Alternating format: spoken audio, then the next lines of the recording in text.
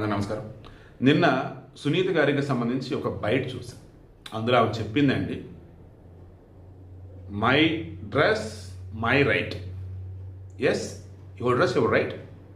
Ladies సంబంధించి మొన్న ఓ తెలుగు సంస్కృతం అని చెప్పుకున్న పెద్ద ఆయన యొక్క కూతురు.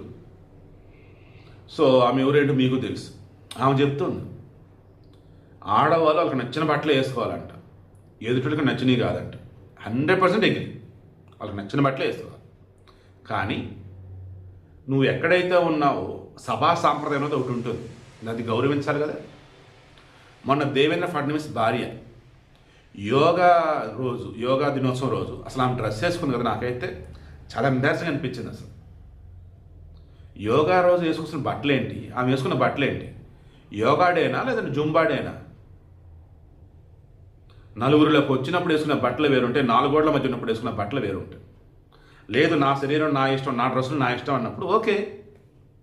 దెన్ బయటకు వచ్చావు, ఇదేంట్రా ఈ డ్రెస్ వేసింది అనే వాళ్ళు కొంతమంది చూస్తూనే ఉంటారు. వావ్ సూపర్ ఉంది అనే వాళ్ళు ఉంటారు. చిచ్చి ఏం డ్రెస్ అనే వాళ్ళు ఉంటారు. చిచ్చి అంటే కూడా చూస్తూనే ఉంటాడు. That means his eyes his right. వాడి హక్కు. వాడు నేనేం తాకలేదే, నేనేం చేయలేదే. నీకు నచ్చడం నువ్వు డ్రెస్ వేసుకున్నావు, వాడు కళ్ళు వచ్చేసి చూస్తున్నాయి ఏది బాగుంది ఏంటని. లేదన్నప్పుడు ఏది ఎలా ఉందో చూస్తున్నాడు, కనపడ్డావు, చూశాడు, చూస్తూనే ఉంటాడు.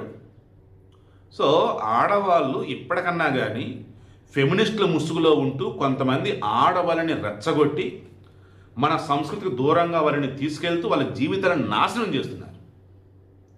ఇప్పుడు సమానత్వం పేరుతో మగోళ్ళలాగా అడ్డదిడ్డంగా అటు ఇటు తిరుగుతూ రకరకాల బట్టలు వేస్తూ రకరకాల అలవాట్లతో చెలరైపోతుంది. దానివల్ల నష్టం ఆ ఆడవారికా లేదు ఇటున్న పనికి మీద మగవాళ్ళకా? మీరే చెప్పండి. స్మోకింగే ఉందండి, సిగరెట్. అది మగవారి కన్నా ఆడవారికి చాలా చాలా డేంజర్. అది గర్భం విషయంలో కావచ్చు, తర్వాత మోనోపాజ్ విషయంలో కావచ్చు, వాళ్ళకి రకరకాల ఇదిలో చాలా చాలా డేంజర్ అనమాట. ఇదనే కాదు, మందు రకరకాలు అంటారు. సమానత్వం అంటే ఏంటి? సమానత్వం అంటే ఏంటి? మగవాడి ఎదగ పనులని చేయటమా? లేదా మగవాడి కన్నా గొప్పగా ఎదగటమా? ఎదగటం కదా. వాడికన్నా గొప్పగా సమాజంలో గౌరవాన్ని పొందటం కదా. ఇది కదా. ఆహా నచ్చిన డ్రెస్ వేసుకోవాలి, గుట్ట పిల్లకలు కప్పుకోవాలి, ఎమ్మెల్యే ఇవిడేమనొద్దు, చూడొద్దు. చూడకుండా ఎలా ఉంటాడు? మొన్న మధ్య ఒక యాంకర్ గుడ్లని నిప్పుకున్నా కానీ అవతలుడు ఏం చేయొద్దు ఏం చూడొద్దు అట, తలంచుకోలేడు. ఎలా తలంచుకుంటాడు? వాళ్ళ అమ్మో చెల్లో సంథింగ్ లేదట వరుసల ప్రకారం తప్పులు అనుకున్నప్పుడు అయితే వాళ్ళ ఒంటి మీద వస్త్రం కప్పుతాడు. వాడు ఏం చేయలేడు అనుకుంటే తల దించుకొని అట్టే ఉంటాడు, లేదంటే పక్కెళ్ళిపోతాడు. అదే వరస అయ్యేవాడు కామంతో కటకట్లాడుతున్నాడు, చూస్తూనే ఉంటాడు, సొల్లు అరుస్తూనే ఉంటాడు. అలా అక్కడ సమస్య ఏమీ లేదు. నువ్వే నా అందాన్ని ప్రదర్శిస్తానంటు.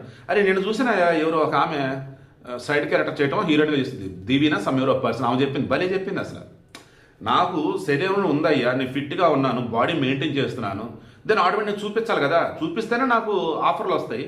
సో నేను అదే చేస్తున్నాను, నన్ను చూపించవద్దు అంటే అట్ట కరెక్ట్గా చెప్పింది. ఇలా మరికొంతమంది. సో నేనేమంటానంటే, నీకు డ్రెస్ అన్నది ఏదైతే ఉందో అది నచ్చినట్టే వేసుకో, బట్ దాంతో నీకు గౌరవం రావాలి. చూసేవాడి కళ్ళు కూడా దాని మీద ఆ డ్రెస్ కానీ నిన్ను కానీ చూస్తున్నప్పుడు గౌరవం అనేది ఉండాలి. చెడు ఆలోచన రావద్దు. మరలా పిచ్చి పిచ్చి డైలాగులు కొట్టద్దు. పసిపిట్ట నుంచి ముదుసుల వరకు రేపులు చేస్తున్నారు, మరి అదేంటని. ఇదే నేను చెప్పేది. కుక్కకి మాంసం ముద్ద దొరికినప్పుడు ఒకలాగుండింది, పప్పు కనపడ్డప్పుడు ఒకలాగుండింది. ఆలోచించండి, నేను చాలా ప్రాక్టికల్గా మాట్లాడుతున్నా. నాకు ఆడపిల్లలు ఉన్నారు మా ఫ్యామిలీలో కూడా. సో బయట నేను గౌరవించే వాళ్ళు కూడా చాలామంది ఉన్నారు, పెద్ద పెద్ద ఆడవాళ్ళు. నేను ఇప్పటికీ ఆడవాళ్ళకి ఫస్ట్ ప్రయారిటీ ఇస్తాను రెస్పెక్ట్ విషయంలో. సో మగవాడిని చెత్తనా కొడకలారని నేను ఆడవాళ్ళని అలా అనలేను. సో ఇప్పుడు నేనేమంటున్నాను, మరలా చెప్తున్నాను. నిన్న సింగర్ సునీత చాలా ప్రాక్టికల్గా చెప్పిందండి. ఇండస్ట్రీలో క్యాస్టింగ్ కోచ్ ఉన్న మాట నిజం. నువ్వు ఫేమస్ అయ్యే కొద్దీ అది తగ్గొచ్చు, కానీ అలా ట్రై చేస్తూనే ఉంటారు, ఇది నిజం. ఆమె 17 సంవత్సరాల వయసులోనే గులాబీ సినిమాలో పాడుతూ ఈ వేళలోని వంటి సూపర్ సెన్సేషన్. ఆ తర్వాత 18 సంవత్సరాల వయసులోనే వాళ్ళు చేతిలేయటం ఇబ్బంది పడింది, ఎలాగో దాటుకొని బయటకు వచ్చింది. బట్ పెళ్ళయి పిల్లలు కలిగిన తర్వాత భర్త వాళ్ళ ఇబ్బందులు, దూరం జరిగింది. అండ్ మ్యాంగో రామ పెద్ద ఆయన మంచి మనసు. సో పెళ్లి చేసుకున్న సంతోషంగా ఉన్నారు. సో ఇప్పుడు ఓపెన్ అయిందండి. ఇండస్ట్రీ నుంచి బయటకు వచ్చి వాగడం తప్పు. నేను ఇండస్ట్రీలోనే ఉన్నా, సో పాటలు పాడుతున్నా, డబ్బింగ్ ఆర్టిస్ట్గా ఉన్నా, కొన్ని షోస్కి జడ్జి కూడా వెళ్తున్నా. సో అటువంటి నేను చెప్తున్నా, ఇండస్ట్రీలో క్యాస్టింగ్ కౌచ్ ఉంది. ఆడవారు ఇబ్బందులు ఎదుర్కొంటున్నారు. ఆడవాళ్ళు ఎన్నో ఫేసెస్ తప్ప ఒక మంచి పొజిషన్ రాలేకపోతున్నారు. సో ఇటువంటి మూమెంట్లో ఇంకా ఆడవారిని రెచ్చగొట్టేలాగా స్టేట్మెంట్లు ఇస్తూ ఫెమినిస్టుల ముసుగులో వాళ్ళ జీవితాన్ని నాశనం చేద్దని చెప్పింది. ఈ ఒక్క పాయింట్ కోసం ఈ వీడియో ఇచ్చా. ఫెమినిస్టుల ముసుగులో ఆడవారిని పద్ధతిగా వండనివ్వకుండా రెచ్చగొడుతూ లేనిప్పుడు చెడాల వాళ్ళని బానిసలను చేసి వాళ్ళ జీవితాన్ని నాశనం చేస్తున్నారు కొంతమంది సోకాల్డ్ ఫెమినిస్టులు. నిన్న కేతన్ అగర్వాల్ చంపింది సిఐ గోయల్, ఒక ఫెమినిస్ట్ అని వచ్చిందా? అలా చేయడం తప్పమ్మా, చేయకూడదని ఎవరైనా చెప్పారా? ఆహా, ఎందుకు? వాళ్ళకి అదే కావాల్సింది, నాశనం కావాలి. ఎవరిని ఫెమినిస్ట్ అంటే వెస్ట్రన్ కల్చర్ను వంట పట్టించుకున్నటువంటి వాళ్ళు, మన దగ్గర కాదు. వీళ్ళకి మరలా చట్టాలు, కోర్టులు, వీళ్ళు రక్షణ అన్నట్టు. ఆ కోర్టులు కూడా అసలు ఆ చట్టాలు మనవి కాదు, ఆ సిస్టమ్ మనది కాదు. ఏడో వెస్ట్రన్ వీళ్ళు తెచ్చి పెట్టుకున్నారు. ఒక ముక్క చెప్పి క్లోజ్ చేస్తాం.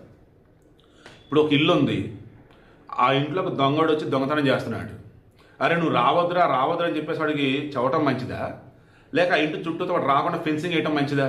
ఆ ఇంటికి డోర్ వేసేసి లాకేసి ఆ ఇంటి చుట్టూతో ఫెన్సింగ్ పెట్టుకుంటే వాడు రాడు కదా. నువ్వు బార్లా ఓపెన్ చేసి దొంగ నువ్వు రావద్దు అంటే వాడు పనే దొంగతనం చేయటం కదా.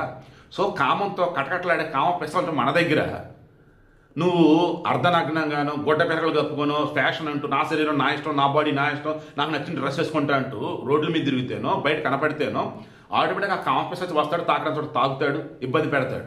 వాడి చూసి కొంతమంది తయారైపోతారు. దానివల్లే కదా అసలు అనుకునే విధంగా ఎన్నో ఘోరాలు జరుగుతూ ఉన్నాయి. అర్థం చేసుకోండి. ఆడవారు నచ్చిన బట్టలే వేసుకోవాలి, వారికి నచ్చినట్టే ఉండాలి, నో డౌట్. బట్ దానివల్ల మీ గౌరవం పెరగాలి. దానివల్ల సమాజంలో మీ పట్ల వచ్చేసి ఏ మాత్రం చెడు ఆలోచనలు రాకుండా ఉండాలి. అది గుర్తుంచుకోండి. సింగర్ సునీత నిజంగా ఎక్స్ట్రా ఏమంటారు, మాట రావట్లా, చాలా బాగా చెప్పారు అసలు ఆమె అయితే. ఇప్పుడు BA Roman when your in Rome అంటారండి. ఓకే, రోమ్లో ఉన్నప్పుడు రోమన్ లాగా ఉండు, ఎస్ ఉండాలి అని చెప్పేసి ఎక్కడ ఓ చోట వ్యభిచారం లీగల్ చేశారు. వ్యభిచారులు అక్కడ గుడ్లిప్పుకొని ఉన్నారు, సుఖం కనిపిస్తున్నారు, రెచ్చగొడుతున్నారు, వీటిని ఆకర్షిస్తూ ఉన్నారు. ఆ వీధిలో ఏదో పని ఉండేసి ఇద్దరు ఆడవాళ్ళు వెళ్ళారు, వాళ్ళ పక్కన మగవాళ్ళు కూడా ఉన్నారు.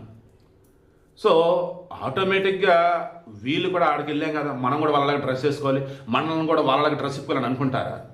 వాళ్ళ పని వాళ్ళది, నీ పని నీది. నువ్వు ఏదో పని మీద పని చూసుకొని వచ్చేస్తావు. ఆడికి వెళ్ళాం కదా, బిఏ రోమన్ వెన్యూవరన్ రోమ్ అన్నారు కదా, మనం వ్యభిచారం చేసే ఏరియాకి వెళ్ళాం కదా, మనం కూడా వాళ్ళ డ్రెస్సెస్, వాళ్ళు వ్యభిచారం చేస్తారు, నువ్వు చెయ్యవు కదా. అర్థమవుతుందా? ఫ్యాషన్ షో అంటే గొడ్లెప్పుకొని తిరగటం కాదు. ఆ ఫ్యాషన్ అన్నది 10 మందికి నచ్చేలా ఉండటం, 10 మందిని రెచ్చగొట్టేలా ఉండటం కాదు. అర్థం చేసుకుని ఎందుకంటే చెప్పలేకపోతున్నా. బట్ సింగర్ సునీత గారు మన గుంటూరు మహిళగా, మన తెలుగు మహిళగా ఎక్సలెంట్గా చెప్పున్నారు. బహుశా మీలాగా చెప్పాలంటే గట్స్ ఉండాలి. ఆ గట్స్ మీకొన్ని హ్యాట్స్ ఆఫ్ చెప్తూ ఉన్నారు.